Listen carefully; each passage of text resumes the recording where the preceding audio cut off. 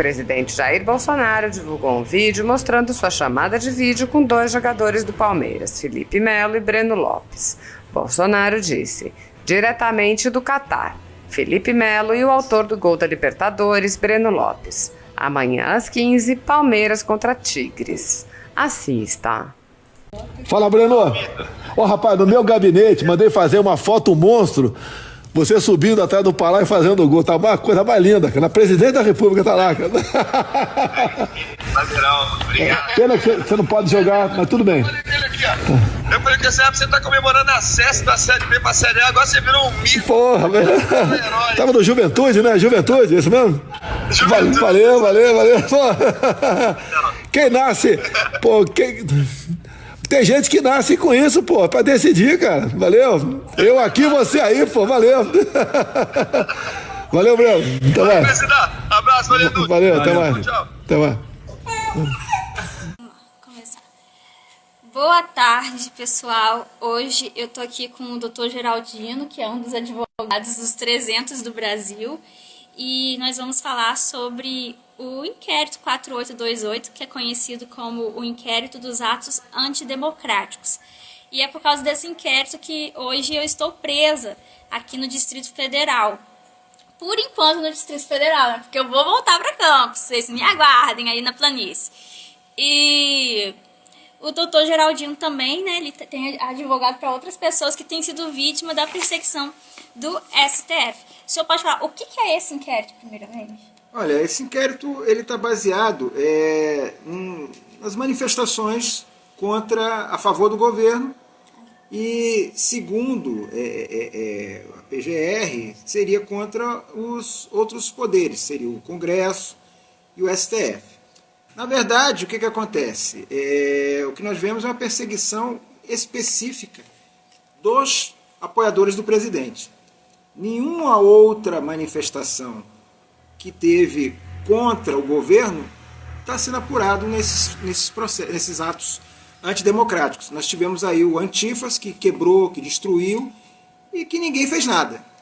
Depredar, quebrar, não é motivo de prisão nem punição. Agora, o caso, você se manifestar e discordar, aí sim está sendo punido, e a Érica está aqui pagando o preço de querer defender os direitos de nós brasileiros.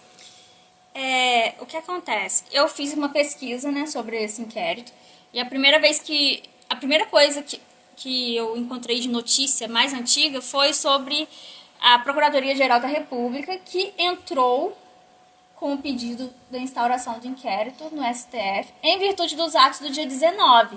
Só que dia 19 não existia ainda os 300 do Brasil, e muito menos eu nem estava aqui em Brasília. Bom, isso tudo que você está falando, essas dúvidas que você está, nós também já colocamos em vários documentos, em várias peças, que estão lá. O que acontece? Eu entrei com habeas corpus para a Sara, eu entrei com habeas corpus para a Folha Política, eu entrei com vários habeas corpus questionando, primeiro, a legitimidade do ministro Alexandre de Moraes. Por quê? No inquérito da fake news, houve uma portaria, a portaria 60, que determinou, que designou ele como o relator do inquérito da fake news. Esse inquérito 4828, que é o que apura esses atos antidemocráticos, não tem portaria nenhuma. Não tem nada que vincule ele a essa investigação. E aí, eles podem dizer que não é porque, como ele já era, ele teria, no caso, a competência em função do inquérito das fake news. Só que eu acho que uma coisa, a matéria de um não tem nada a ver com a matéria do outro. O que se apura em um caso não é o que se apura no outro. Apesar de muitos dos envolvidos, muitos dos investigados estarem em ambos os processos. Sim. No caso, o senhor tinha falado comigo sobre a competência do PGR, né, em relação a pedir investigação, alguma coisa do tipo. Pois é, o PGR, as atribuições dele estão delimitadas na própria lei. E no caso do Procurador-Geral da República, ele não pode processar pessoas que não têm foro privilegiado.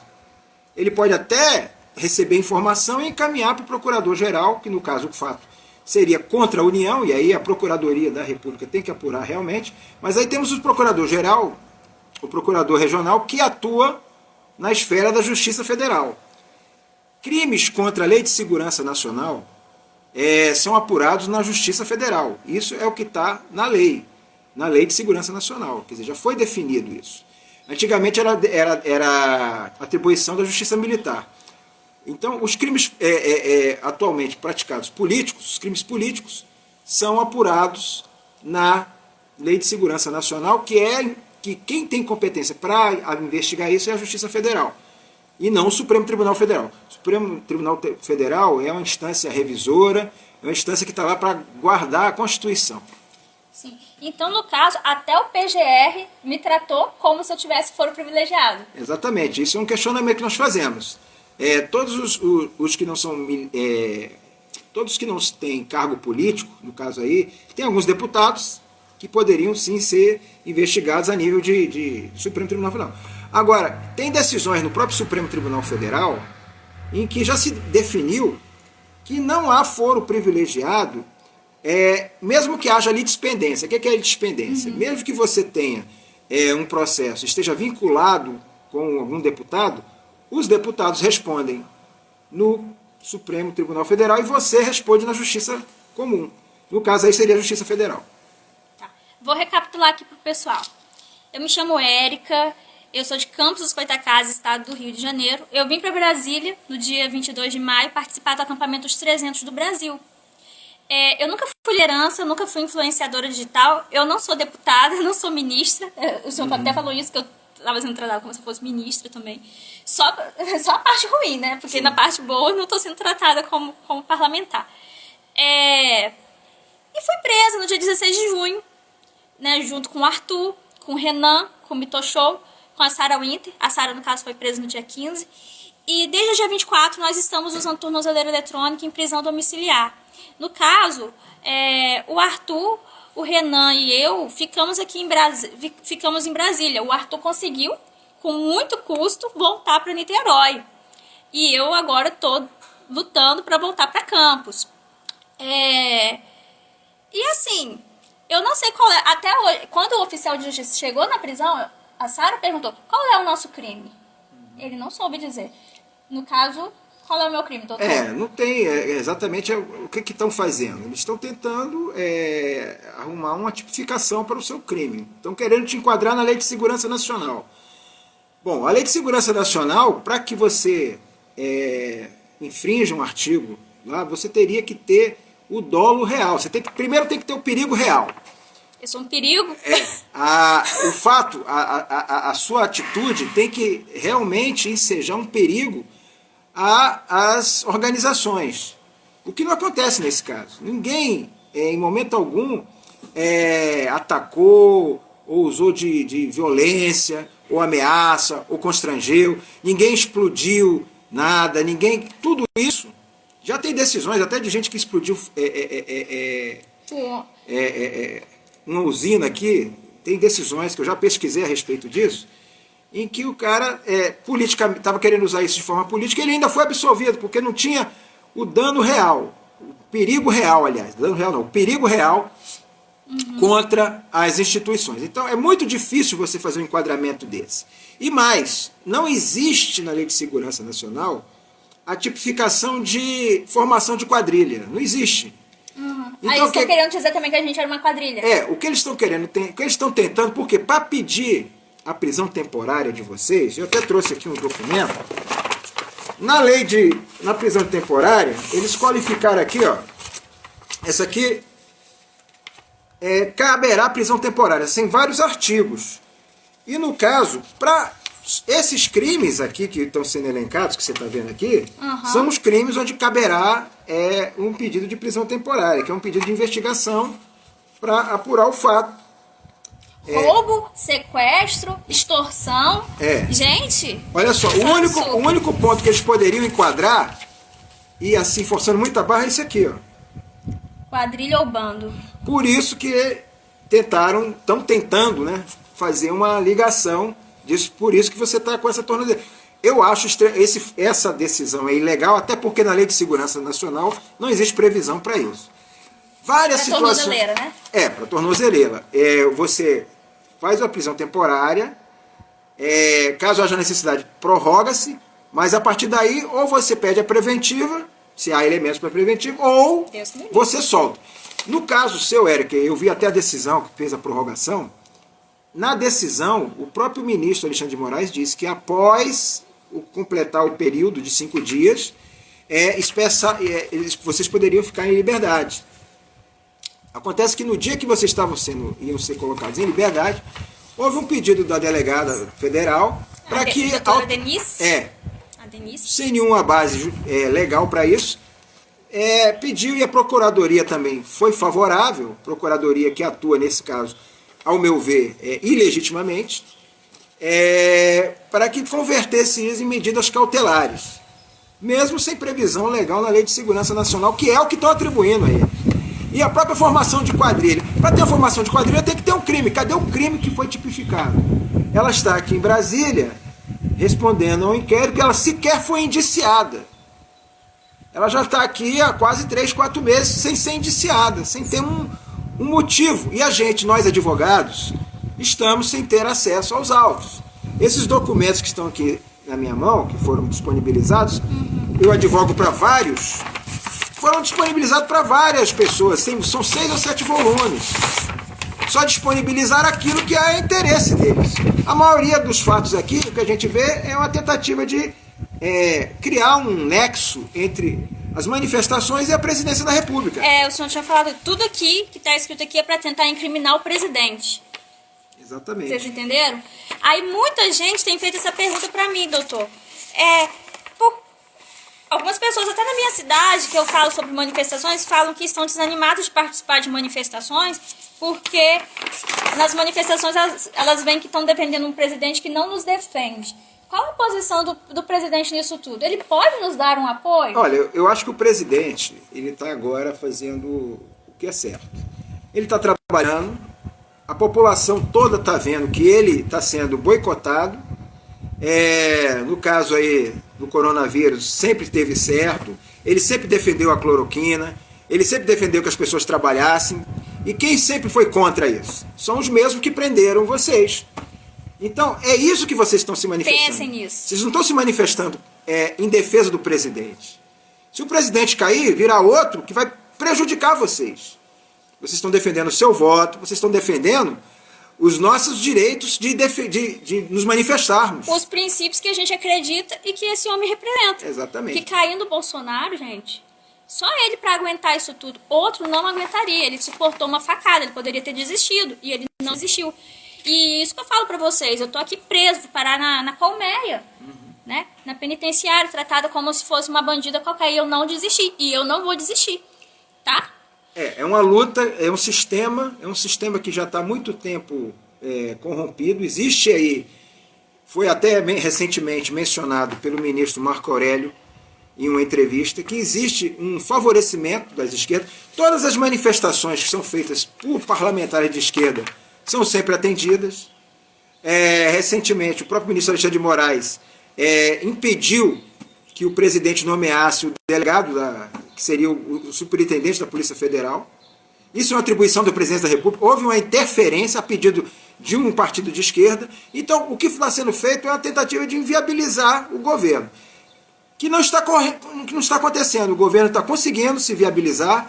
Graças a Deus, o governo federal, com esse projeto aí de ajuda, de auxílio emergencial, está fazendo a maior divisão de renda do mundo, já foi feito. Aquilo tudo que a esquerda arrotava e dizia que fazia com o cesta básica, o presidente está ajudando brasileiros hoje a não morrerem de fome. Nosso maior combate não é nem contra o vírus, é contra a fome. Sim, e fome é essa que as pessoas foram condicionadas justamente por políticos esquerdistas que eram contra a cloroquina, que promoveram esse lockdown, essa quarentena que quebrou muita gente. E outra coisa, só o fato do presidente ir nas manifestações de domingo já estava sendo usado também para poder incriminá-lo. Sim. Eles querem a todo custo impeachment o presidente. Infelizmente, estão nos usando, né? Eu entendo até, por exemplo, esse processo, esse inquérito da fake news... E o nosso também. E o 4828, o inquérito da fake news já dura mais de um ano. Recentemente, o ministro Alexandre de Moraes assumiu um posto lá no Tribunal Superior Eleitoral. Existe Eu já vi denúncias de jornalistas, como até mesmo do deputado Roberto Jefferson, que insinuam, que estão levantando a tese de que estão tentando caçar a chapa usando esse inquérito da fake news.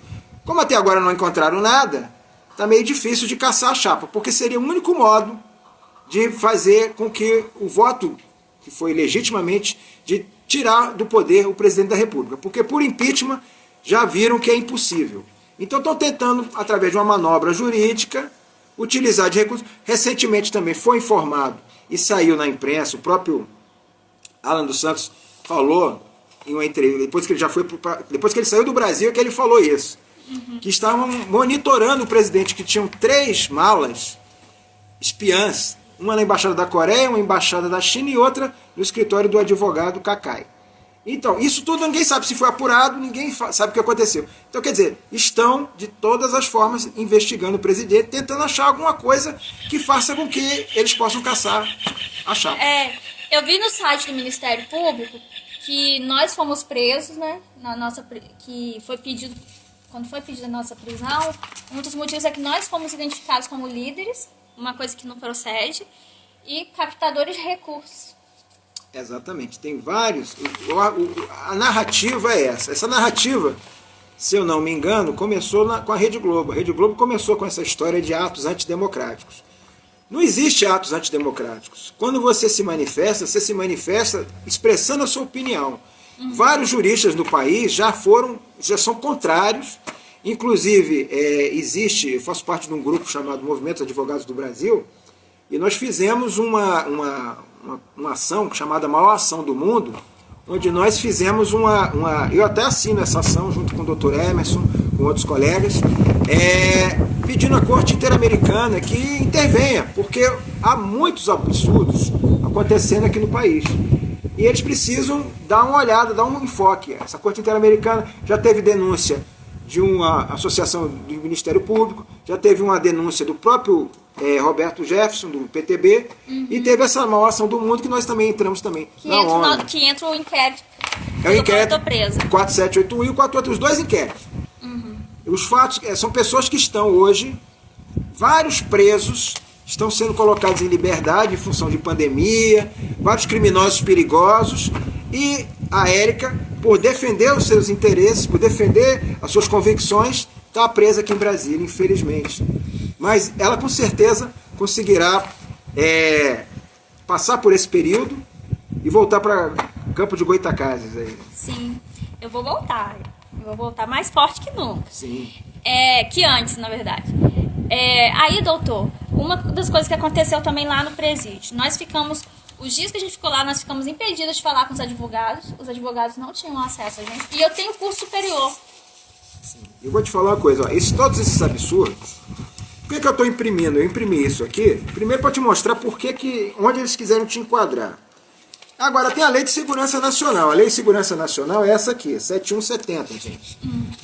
Eu gosto de trazer a lei para as pessoas tomarem conhecimento. Aqui, ó. Espera um minutinho.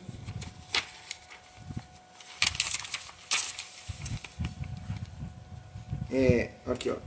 Durante as investigações, a autoridade que presidiu o inquérito poderá manter o indiciado preso ou sob custódia pelo prazo de 15 dias, comunicando imediatamente o fato ao juízo competente. Nesse caso aqui, juiz e autoridade são os mesmos. Em caso de justificar a necessidade, esse prazo poderá ser dilatado por mais 15 dias, por decisão do juiz a pedido do encarregado do inquérito, ouvido o Ministério Público. A incomunicabilidade do indiciado no período inicial das investigações será permitida pelo prazo improrrogável de no máximo 5 dias. Vocês ficaram quantos dias sem comunicar com o advogado lá? 8 dias. E aqui tem um terceiro. O preso ou custodiado deverá ser recolhido e mantido em lugar diverso do destinado aos presos por crimes comuns, com estrita observância do disposto. Então, ela não poderia estar presa na Colmeia nem a Sara. Isso aqui é um crime político, eles não são criminosos, não são bandidos. Nunca cometeram crime nenhum na vida, a única coisa que eles estão respondendo é porque defendem os direitos, as garantias, o direito de você falar, o seu direito, o seu voto. É por isso que eles estão aqui. Infelizmente, nós estamos vivendo uma certa ditadura, assim.